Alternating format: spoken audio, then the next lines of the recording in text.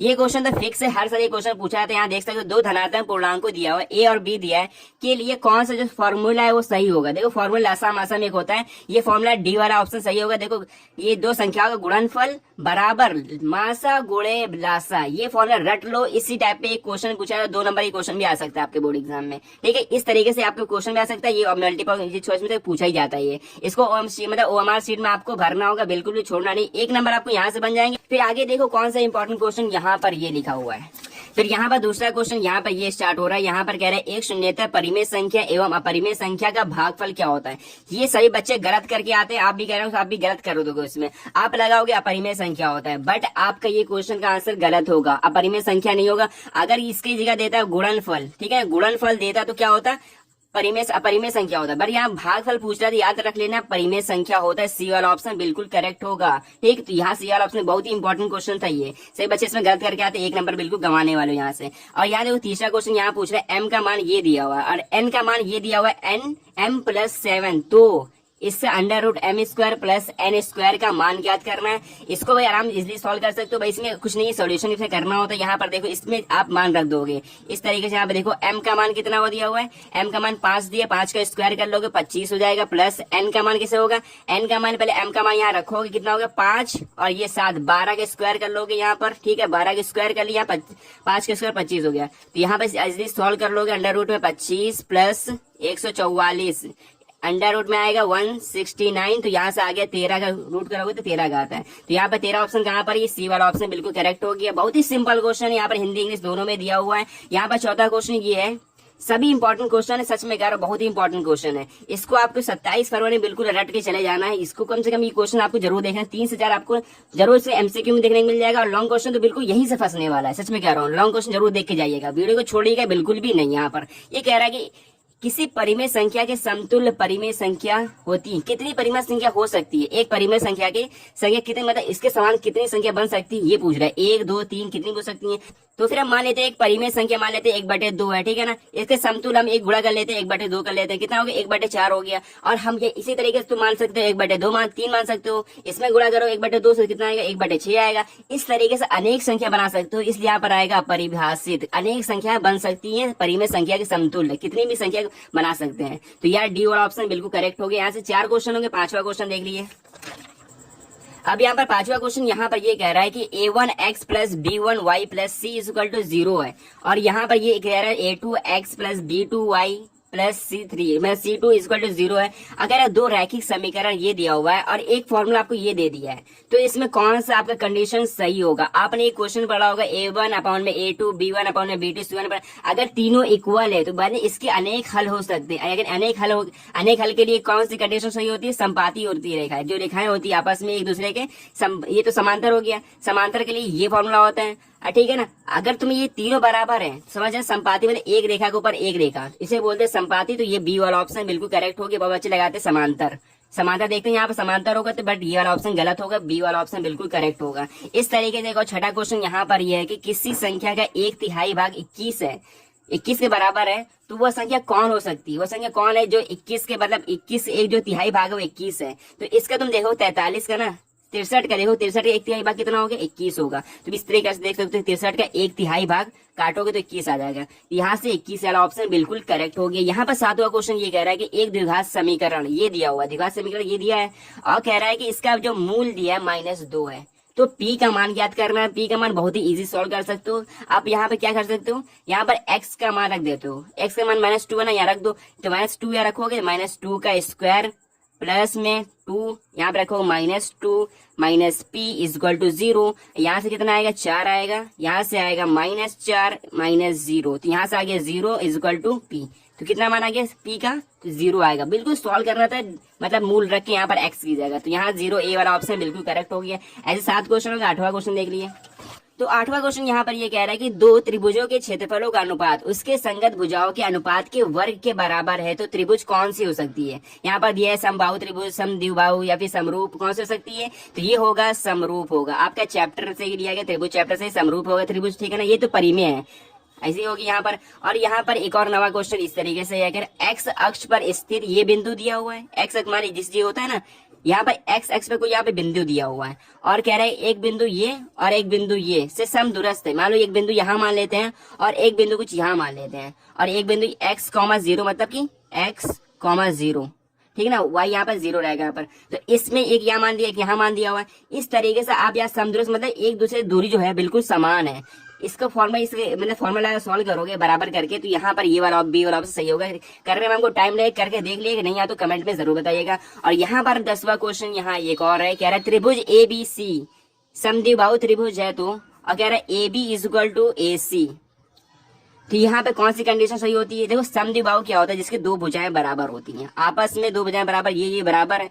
अगर ये भुजा बराबर है तो ये कोण बराबर होगा, ये भुजा बराबर तो ये कोण बराबर होगा, ठीक है। ए बी सी था तो एंगल बी बराबर एंगल सी होगा, तो कौन सा होगा? ये एंगल बी बराबर angle C, angle B is equal to angle C. ये वाला ऑप्शन बिल्कुल करेक्ट हो गया, बिल्कुल इजी क्वेश्चन था। सेम ऐसी 11वां क्वेश्चन यहाँ पर है, त्रिभुज ए बी सी में अगर ए बी इतना दिया, मान ले त्रिभुज मान लेते हम ए बी सी को, ये ठीक है।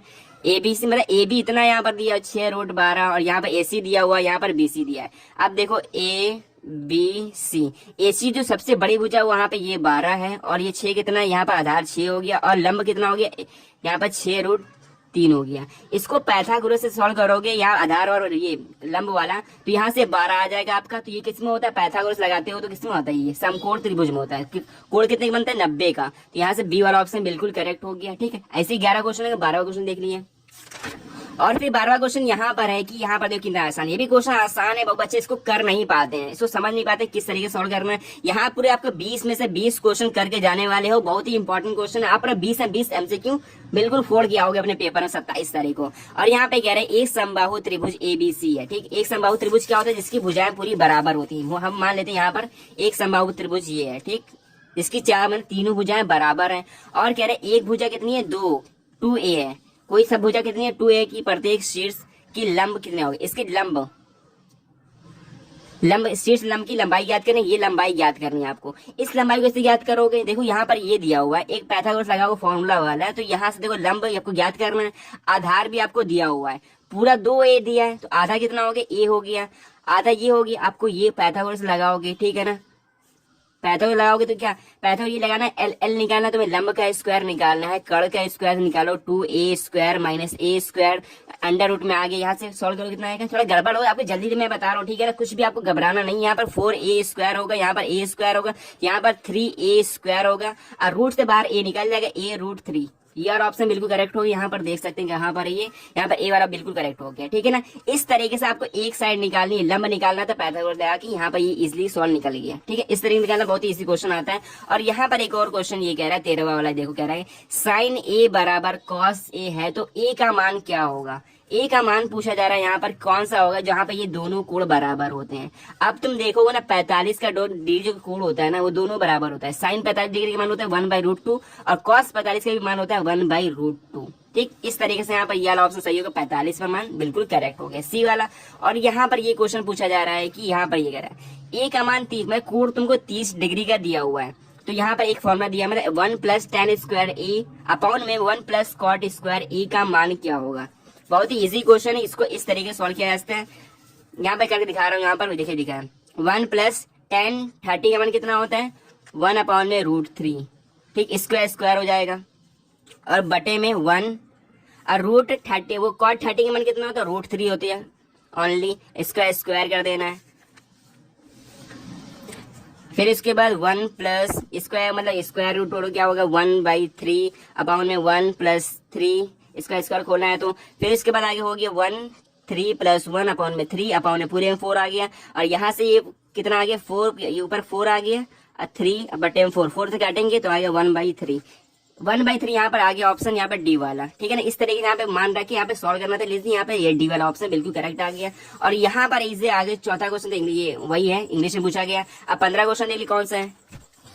अब 15th वाला क्वेश्चन यहाँ पर ये है कि यदि एक गोले की त्रिज्या को दुगुना कर दिया जाए, एक गोला है उसकी त्रिज्या को दुगुना कर दिया जाए तो उसके पृष्ठीय क्षेत्रफल में होने वाली प्रतिशत वृद्धि बतानी है। एक मान सकते हैं, जैसे मान ले कोई एक गोला है, गोले का मतलब पृष्ठीय क्षेत्रफल क्या होता है? 4πr² होता है, 4πr², ठीक है। इस तरीके से करना है, ठीक है। और कह रहा है कि क्या कह रहे हैं? एक गोले की उसके बाद दुगना कर दिया जाए। जैसे मान लेते हैं, मान ले पहले होता है आर था, अब बाद में हो गया 2r हो गया, इसमें r रखा जाएगा, इसमें 2r रख दो, 4 पाई 4 पे कट गई, यहाँ पर r स्क्वायर बराबर 4r² मतलब 2 कर दिया, मतलब दुगना कर रहे हैं तो 2r², ठीक है ना। r स्क्वायर से r स्क्वायर कट जाएगा, 2 का स्क्वायर कितना हो गया 4 हो गया। यहाँ प्रतिशत पूछ रहा है तो 4 को इसमें मतलब 100 का गुणा कर देंगे तो यहाँ पे 400 आ गया। तो डी वाला ऑप्शन बिल्कुल करेक्ट हो गया। आपको घबराना नहीं है, मैं जल्दी जल्दी बता रहा हूँ, कुछ भी आपको कंफ्यूजन नहीं होना है। इस तरीके से एमसीक्यू जल्दी जल्दी किया जाता है। आपको 20 क्वेश्चन करना है और यहाँ पे 16 क्वेश्चन कह रहा है कि 2 वृत्तों का व्यासों का अनुपात ये दिया है। व्यासों मतलब ये त्रिभुज मतलब व्रत है, इसका व्यासों का अनुपात ये दिया हुआ है। अगर परिधियों का अनुपात क्या होगा, परिधियों का जिसका मतलब आधा कर दो, आधा नहीं मतलब इसका देखो क्या कर दो, इसका परिधियों का अनुपात निकालने के लिए आप क्या करना है, इसका आधा कर देना। बहुत ही सिंपल होता है। अगर 2 का स्क्वायर कितना होता है 4 होता है, 3 का स्क्वायर 9 होता है ना, इसलिए इस तरीके से यहाँ पे सी वाला ऑप्शन करेक्ट हो गया। आप इसको करके देख सकते हो, 2πr होता है, 2πr करके देख लेना। ये 2π कट गया, आंसर आ जाएगा 2, वो अनुपात 3 आ जाएगा। बहुत ही सिंपल ये सॉल्व हो जाता है। यहाँ पे 17वां क्वेश्चन ये कह रहा है कि निम्नलिखित सारणी का माध्य क्या होगा। इसको माध्य निकालना बहुत ही इंपॉर्टेंट होता है। देखो माध्य का फॉर्मूला होता है सिग्मा fi इंटू xi, ठीक है, xi अपॉन में सिग्मा fi। ये फॉर्मूला लगा के आपको सॉल्व करना पड़ेगा। तो ये डी वाला ऑप्शन बिल्कुल करेक्ट आएगा। इसको करने में टाइम लगेगा, आप करके देख लीजिएगा। ये क्वेश्चन आपके 2 नंबर ही पूछा था और 4 नंबर ही आए क्वेश्चन आ सकता है। इसको अच्छे से तैयार करना है। माध्यिका और बहुलक वाला क्वेश्चन अच्छे से तैयार करना है। तो यहाँ पर 17 क्वेश्चन हो गया। अब 18 क्वेश्चन देख लीजिए कौन सा है।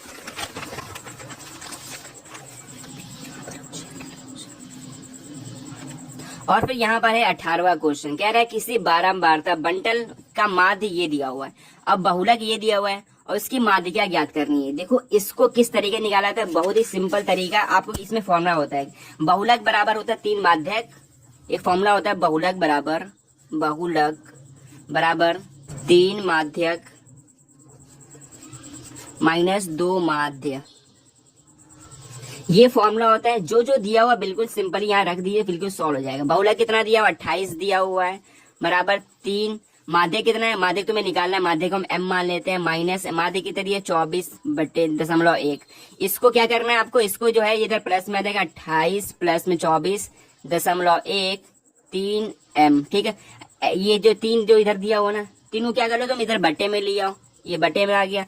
m का मान निकालो, इसलिए सॉल्व हो जाएगा। यहाँ पर आ गया 25.4 आएगा। करके देख लीजिए यहाँ पर। तो फिर इसको इस तरह को सॉल्व करेंगे तो यहाँ पर ये आंसर आ जाएगा ये वाला, फिर ये वाला आपको करके देख लेना, ठीक है ना। और इसके बाद देखो 19वां क्वेश्चन यहाँ पर ये कह रहा है कि देखो यहाँ पर आपको इसमें क्या बहुलक बताना है। बहुत ही आसान होता है, जो बहुत बार होता है वही होता है बहुलक।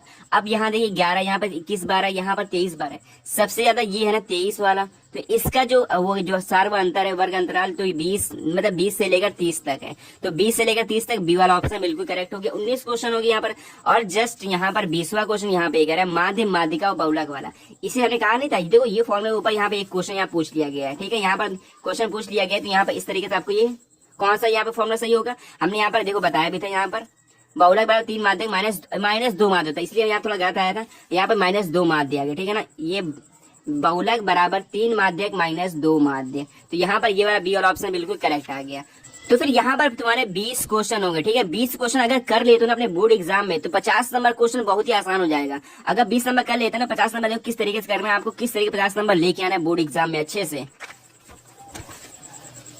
तो फिर 50 नंबर क्वेश्चन यहाँ से स्टार्ट होता है, खंड बा से स्टार्ट होता है। बहुत ही इजी क्वेश्चन यहाँ ही पूछे जाते हैं। यहाँ पूछ रहे खंड आ में, ये सब 2-2 नंबर क्वेश्चन पूछे जाएंगे, बहुत ही आसान होते हैं। यहाँ पर ये त्रिकोणमिति के क्वेश्चन है। ये आपको क्या थीटा का मान पूछ रहा है, पहले आपको यहाँ cos 45 का मान रखो, स्क्वायर कर देना, फिर इसको इधर ले जाएगा, फिर थीटा का मान आ जाएगा 90 डिग्री मान, थीटा का मान सीधे सीधे 90 आ जाएगा। इसको निकाल देखिए, बहुत ही ईजी है, बहुत ही तो हम सीधे निकाल सकते हैं, बहुत ही इजीली ये निकल सकता है। यहाँ बी वाला एक और क्वेश्चन यहाँ पर 2 क्रमांक धनात्मक पूर्णांक, इसको मान लेना, पहले x मान लिया, फिर दूसरा x+1 मान लिया, फिर इसका योगफल कितना है 365 है। इस तरह के निकाल लेना है। फिर इसके बाद देखो समदूरस्थ है, मतलब एक्स वाई का मान निकालना है। और यहाँ पे कह रहा है कि एक लंबवती शंकु की त्रिज्या इतनी है, इसकी ऊंचाई इतनी है, शंकु की त्रिज्या की ऊंचाई कितनी कैसे निकलेगी। तो ये पाइथागोरस लगाओ तो बिल्कुल इजीली आप 2 नंबर सॉल्व हो जाएगा। इसमें एक फॉर्मुला लगाना है यहाँ पर, ठीक है ना, दूरी वाला फॉर्मुला लगाएंगे, ये भी निकल जाएगा। और इसका माध्य निकालना, हमने निकाला sigma fi into xi upon में fi। इस तरीके से फॉर्मुला लगाओगे बिल्कुल इजीली ये भी सॉल्व हो जाएगा। 2-2 नंबर बिल्कुल आप इजीली सॉल्व कर ही लोगे, तो बताने की बिल्कुल जरूरत ही नहीं है। 2-2 नंबर कोई भी आप सॉल्व कर सकता है, बहुत ही आसान आता है 2-2 नंबर क्वेश्चन। क्वेश्चन में।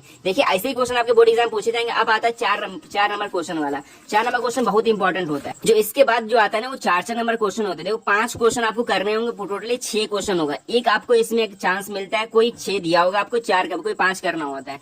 5 आपको करना होता है, 6 इसमें देखो दिया हुआ है, एफ तक दिया है, 6 दिया है। यहाँ 5 करना है बहुत ही इजिली, आपको एक छोड़ देना है, 5 बिल्कुल कर सकते हो। यहाँ पर देखो सीधे सीधे यहाँ पर ये दिया एक्स वाई का मान निकालना, यहाँ इस फॉर्मूला रख दो, एम का मान यहाँ निकालना सिंपली। यहाँ अनुपात वाला फॉर्मूला दिया है, ये भी निकाल सकते हो, ठीक है। रेखाखंड दिया हो, इसका मतलब अनुपात डिवाइड है, इसका फॉर्मूला लगा के बिल्कुल इजी सोल्व हो सकता है। बट आपको कुछ बच्चे इसको नहीं कर पाते, प्रूफ करना आसान होता है। जो प्रूफ वाला क्वेश्चन है ना, आपको बीच में नहीं आ रहा हो तो गड़बड़ करना, बीच में लाके सिद्ध कर देना, ठीक है ना। इस क्वेश्चन का इजिली सोल्व कर सकते हो। पहले आप 2 त्रिभुज को क्या करना है, आपको समरूप करना है, तो इसके बाद ये प्रूफ कर देना लास्ट में लाके। और यहाँ पे क्या देखो पहली संख्या मानोगे एक्स प्लस वाई, इसमें देखो क्या भिन्न मानना है, एक्स बटे वाई भिन्न मान के यहाँ पे इजिली सोल्व हो सकता है। और यहाँ पे द्विघात समीकरण क्वेश्चन, यहाँ पे ये समीकरण दिया हुआ है, इसका मूल मतलब मूल निकालना है इसका, ठीक है ना। इसको निकाल सकते हो बहुत इजिली हो। और यहाँ देखो माध्यिका पूछ लिया, एक्स वाई का मान निकालना है, यहाँ पे एक्स और वाई का मान निकालना है। इसमें देखो 5 नंबर क्वेश्चन इसमें जरूर आएगा आपका, माध्य निकालना है या फिर बहुलक या फिर माध्यिका, इस तरीके से 5 नंबर क्वेश्चन जरूर आएगा। अब यहाँ पर जो 4 नंबर क्वेश्चन कर लोगे ना, यहाँ पर टोटली 5 क्वेश्चन करने हो, 5 क्वेश्चन कर लोगे तो आता है देखो 6 नंबर क्वेश्चन। 6 नंबर क्वेश्चन बहुत ज्यादा इंपॉर्टेंट होता है। अब उसको कर ले 3 क्वेश्चन आए, देखो 6 नंबर क्वेश्चन यहाँ पर ये है, यहाँ पर 6 नंबर क्वेश्चन है, यहाँ पर 6 नंबर क्वेश्चन है।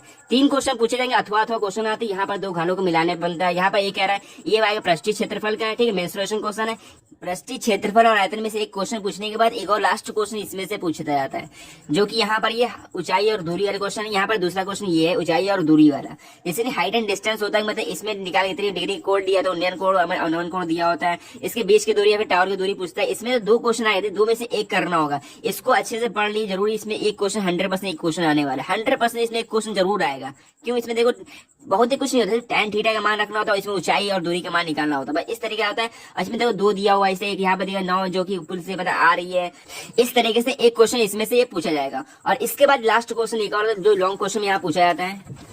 अब 5वां क्वेश्चन लॉन्ग का यहाँ पर ये है, देखो यहाँ पर 6 नंबर क्वेश्चन, ये लास्ट वाला क्वेश्चन इसमें पूछा जाएगा। ये रैखिक समीकरण क्वेश्चन यहाँ पर इस तरीके से पूछा है, 2 समीकरण बना के पूछा जाता है। एक अब यहाँ समीकरण इस तरह दे देगा, इसको सॉल्व करना बिल्कुल इजी होता है। और यहाँ पर एक समीकरण जो मान के क्या था वो बहुत इंपॉर्टेंट होता है। ये 5 नंबर में 4 नंबर में भी क्वेश्चन पूछा जाता है। ये क्वेश्चन देखो 4 नंबर में पूछा जाता है और 6 नंबर ये क्वेश्चन जरूर आता है। ये कह रहा पिता की उम्र पुत्र की उम्र की 7 गुनी है, ठीक। और 2 वर्ष पहले पिता की उम्र जो थी पुत्र की उम्र की 13 गुनी थी। दोनों की वर्तमान आयु बतानी है। तो इस तरीके से 2-3 क्वेश्चन आपको पूछ सकते हैं यहाँ पर। यहाँ से पूरे हो गए 70 नंबर पेपर हो, ठीक है ना। ये सब